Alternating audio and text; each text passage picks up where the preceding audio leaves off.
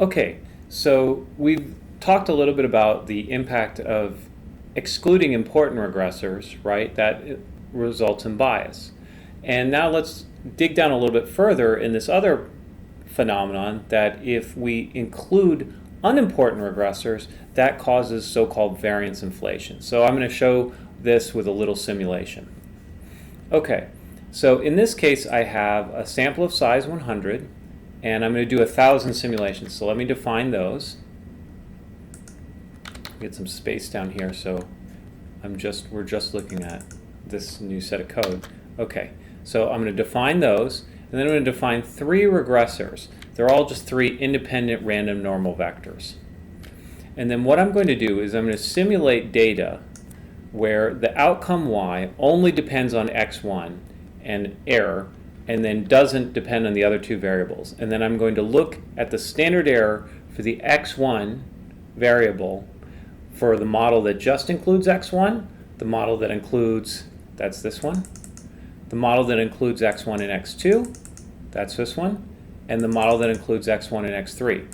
And I'm going to do that over and over again, and I'm going to look at the standard deviation of the simulated estimated coefficients. Now the reason I'm doing this by simulation is because the variance inflation occurs on the actual standard errors, not the estimated standard errors. It's actually a little complicated in that if I put another variable into a regression model, it doesn't necessarily inflate the observed standard error. And the reason is because the variance is estimated rather than the actual variance. And that has a kind of conflicting property. So you don't necessarily see the variance go up when you include a regressor in a regression model, an unnecessary regressor into a regression model. And so you have to look at it through simulation. So let's go ahead and do this. And this is sort of the ideal setting where the 3 regressors don't have anything to do with one another. Now, what you see is, in fact, so the first model, this is the standard error, the standard deviation of the beta coefficients I got across all simulations. Here's the second one. It actually went down a little bit for the second one. Now we know theoretically that can't happen, but there's some Monte Carlo error when I do my simulations. So let's just say these 2 are about the same. And the third one is also about the same, 0.032 as opposed to 0.031. So nothing that bad. The variance inflation by including the extra variables did almost not, was negligible. And the reason that is the case is because these other 2 variables, x2 and x3, have nothing to do with x1. I simulated them independently. Let's look at a case now where I've simulated them in such a way that they depend heavily on x1. So I'm going to generate my x1 as I did the last time, just as a random normal vector, but my x2 depends on x1, but also some noise, and my x3 is heavily dependent on x1, very dependent on x1. Okay, so now let's repeat the simulation and see what happens to the variability in the estimated coefficients. Okay, now we see huge amounts of variance inflation, especially for this third model where we include x2 and x3, right? We see the standard error has gone up by a factor of 5. Okay, and that goes to the general rule. If the variable that you include is highly correlated to the thing that you're interested in, right, you are going to inflate the variance more. And so you need to concern yourself with putting highly correlated variables into your regression model unnecessarily. Okay, so if I have diastolic blood pressure in my model and I put systolic blood pressure in my model, which is basically the same, relatively the same thing, they're very correlated. If I did that unnecessarily, that's going to make my diastolic blood pressure standard error, it's going to increase it. So yeah, so imagine, for example, another example is if you had height in a model and then you also included weight or something like that, something that's highly related. Height and weight tend to track pretty well with one another. And so if that was necessary to include, then you just have to bite the bullet and deal with the extra standard deviation, the extra standard error that you get. However, if it's unnecessary, then you don't want to include it. So again, the main point is the more correlated the regressors are to the regressors that the covariates are to the regressors that you're interested in, the worse off you're going to be in terms of paying a penalty for increased standard deviation. So that goes to show there's no free lunch. If we omit variables that are important, we get bias. If we include variables that are unnecessary, we inflate standard errors, especially if we include variables that are unnecessary that are uncorrelated with our variable of interest. And this again reiterates why randomization is so important, right? So it randomizes across these other variables, the known and unknown knowns that we would otherwise need to include in the model, so that we can only include the treatment effect of interest. And things that we include, even if we feel like we have to, they should be relatively balanced or relatively uncorrelated with the treatment effect because it's been randomized. And so we won't get this kind of variance inflation that we would get otherwise. So again, that's why randomization is such an important quality. Okay, now let's talk about variance inflation factors. So we don't know the actual sigma, so when we include, so we can't actually calculate the exact variance inflation. That depends on the actual true residual variance. However, if we can compare ratios of them, the sigma would drop out, and then we can create things like ratios of variance inflation that accurately represent how much the standard deviation is inflated or not. So there's a particular measure that is very commonly used in regression called the variance inflation factor, or VIF.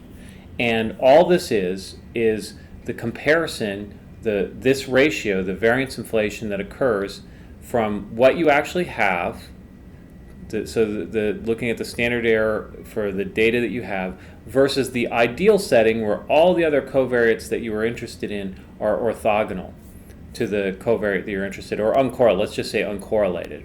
Okay, so remember that was the ideal case, right? So if everything else was uncorrelated to what you're interested in, we didn't see much variance inflation.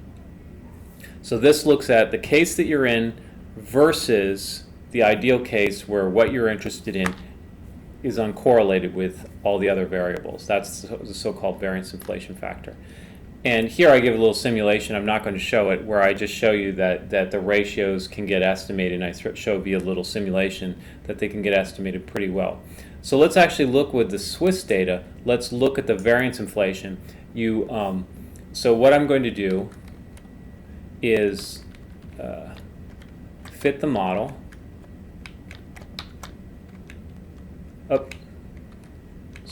Here it is.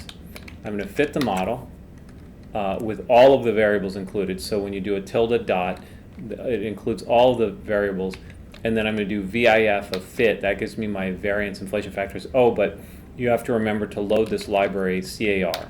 Okay, let's load that, and then now let's try it again. And I would rather than the variance inflation factors, I would look at the inflation factors for the standard deviations, which is just the square root. So let's look down here. So on the first line, I have the variance inflation factor by itself, and then in the line below it, I have the square root of it, which I tend to prefer. So let's look at the first line, just because it's the more normal thing, the variance inflation. So the agriculture one is 2.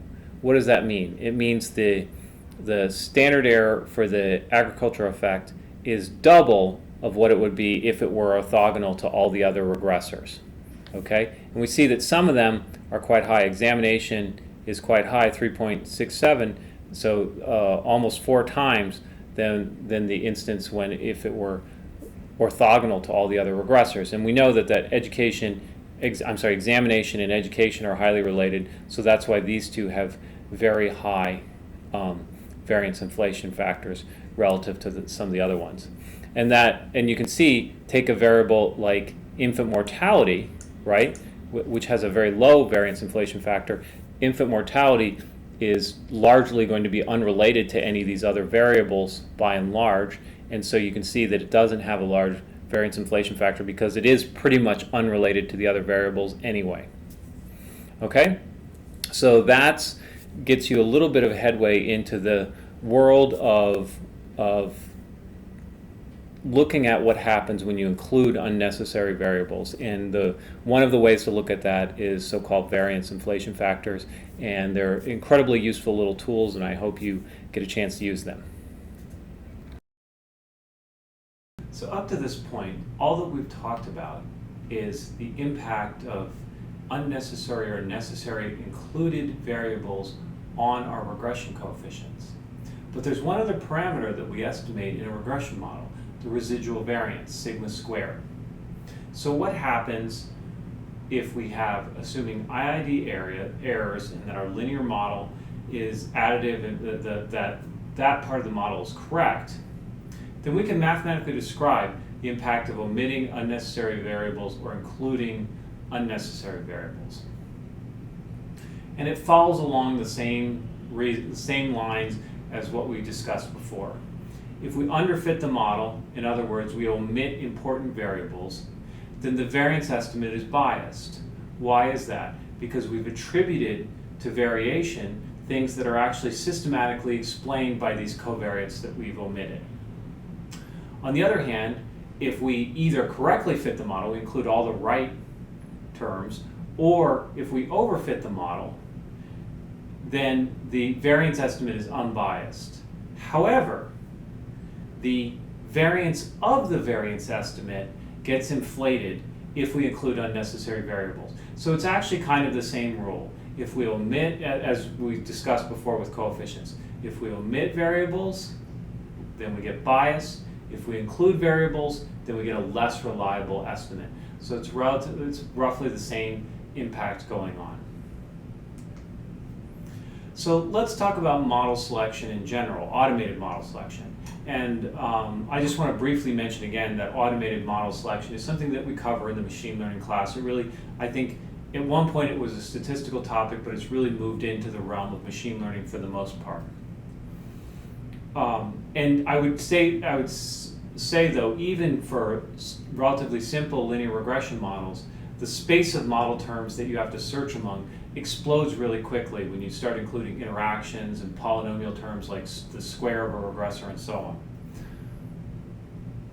If you have a lot of regressors and you're interested in how do I reduce this space, then there's a lot of factor analytic and things like principal components, those kinds of techniques that are available to you to reduce your covariate space down to size.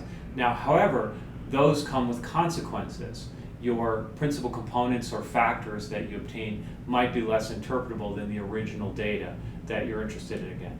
Again, this is probably better served in a multivariable class, a multivariate class, or a class on machine learning.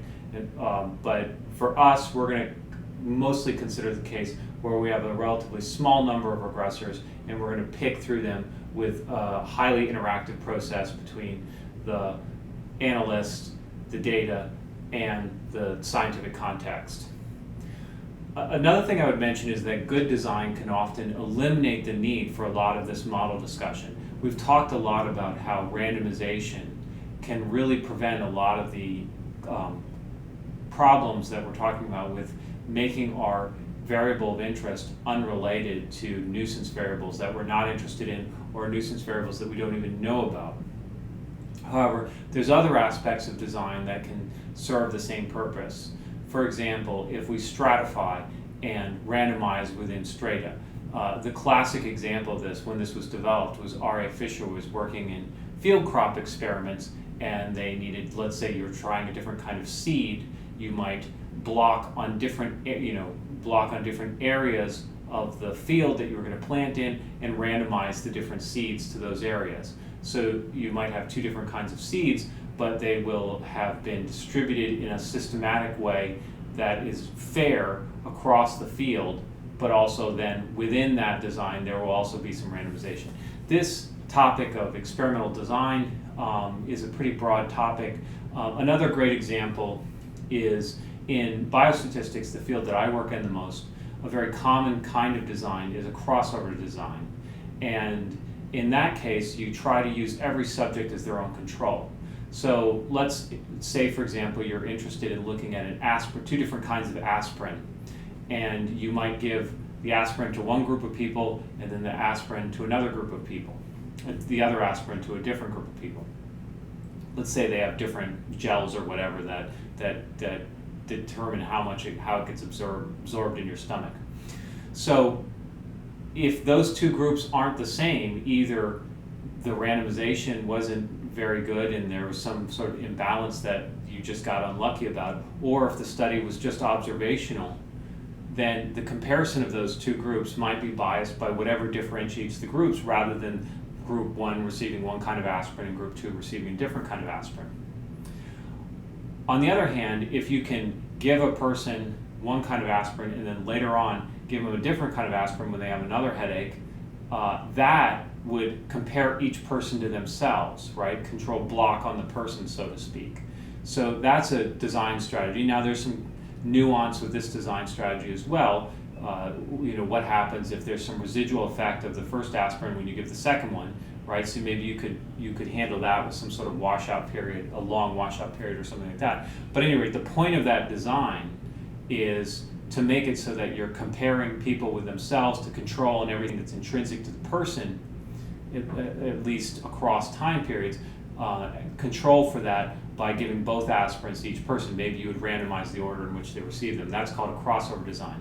At any rate, the broader point that I'm trying to make is it's often the case that good, thoughtful, experimental design can really eliminate the need for some of the main considerations that you'd have to go through in model building if you were to just collect data in an observational fashion.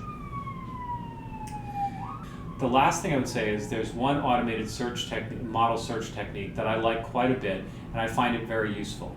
And it's the idea of looking at nested models. So I'm often interested in a particular variable, and I'm very interested in how the other variables that I've collected will impact it. So I'm interested in a treatment or something like that, some important variable, but I'm worried that my treatment groups are imbalanced or with respect to potentially some of these other variables. So I might look, what I'd like to look at is the model that just includes the treatment by itself, then the model that includes the treatment and, let's say, age, if the ages weren't really balanced between the two treatment groups, and then one that looks at age and gender, if maybe the genders between the two groups weren't really balanced, and then so on. And this idea of creating models that are nested, every successive model contains all the terms of the previous model, leads to a very easy way of testing each successive model. Okay, and these nested model examples are very easy to do, so I'm just going to show you some code right here on how you do nested model testing in R. So I fit 3 linear models to our Swiss data set. The first one just includes agriculture. Let's pretend that that's the variable that we're interested in. Okay? And then the next one includes agriculture and examination and education. I put both of those in because I'm thinking they're kind of measuring the same thing. But now, after this lecture, I'm concerned over the possibility that they're too much so measuring the same thing, but let's put that aside for this time being. And then the third model includes examination, education, plus Catholic, plus infant mortality, so all the terms. So now I have 3 nested models, and I'm interested in seeing what happens to my effect as I go through those 3 models. The point being, in this case, you can test whether or not the inclusion of the additional set of extra terms is necessary with the ANOVA function. So I do ANOVA fit 1, fit 3, and fit 5. Okay, that's what I name them, 1, 3, 5. And then you see down here what you get is a listing of the models, model 1, model 2, model 3, and then it gives you the degrees of freedom. Okay, that's the number of data points minus the number of parameters that it had to fit. The sums of squares, the residual sums of squares, and then the excess degrees of freedom of going, DF is the excess degrees of freedom of going from model 1 to model 2 and then model 2 to model 3. So we added 2 parameters in going from model 1 to model 2, that's why that DF is 2. And then we added 2 additional parameters going from model 2 to model 3. So the 2 parameters we added from going from model 1 to model 2 is we added examination and education, their 2 regression coefficients. Going from model 2 to model 3, we added Catholic and infant mortality, their 2 regression coefficients. Okay, so with this residual sums of squares and the degrees of freedom, you can calculate so-called F statistic and thus get a p-value. This gives you the F statistic and the p-value associated with each of them. And then here it shows that yes, the inclusion of education examination appears to be necessary over just looking at agriculture by itself. And then when I look at the next one, it says yes, the inclusion of Catholic and infant mortality appears to be necessary beyond just including examination, education, and agriculture. Okay, so if the way in which you're interested in looking at your data naturally falls into a nested model search, as it often does, I think, when you're interested in one variable in specific, as in this case, I think this would be a pretty natural way of thinking about the series of analyses, then some kind of nested model search is a reasonable thing to do. It doesn't work if the models that you're looking at aren't nested. For example, if I had the first model, or model 2 had examination but not education, and the third model had education but not examination, this wouldn't apply. You'd have to do something else. And there I think you get into the harder world of automated model selection with things like information criteria. So I would put all that stuff off to our prediction class and then just leave you this one technique that's useful in the one specific instance where you've decided to kind of look along a series of models, each getting increasingly more complicated, but including the previous one. Okay, so I hope in this lecture that you've gotten a couple of model selection techniques that you can use. I hope you've also learned that there's some basic consequences that occur if you include variables that you shouldn't have or exclude variables that you should have. These has consequences to your coefficients that you're interested in. They have consequences to your residual variance estimate. We didn't even touch on some other aspects of poor model fit that can occur, such as absence of linearity and other things like that, non-normality, and so on. So again, it's generally necessary to take your model fits with a grain of salt because more than likely one aspect of your model is wrong. And I'll leave you then with this famous quote by George Box, who's very famously said, all models are wrong, some models are useful. And I think that's a very good credo to go along with, that yes, for sure your model is wrong, but it might be useful in the sense of being a lens to teach you something useful and true about your data set. Okay, so that ends today's lecture, and I look forward to seeing you for the next one.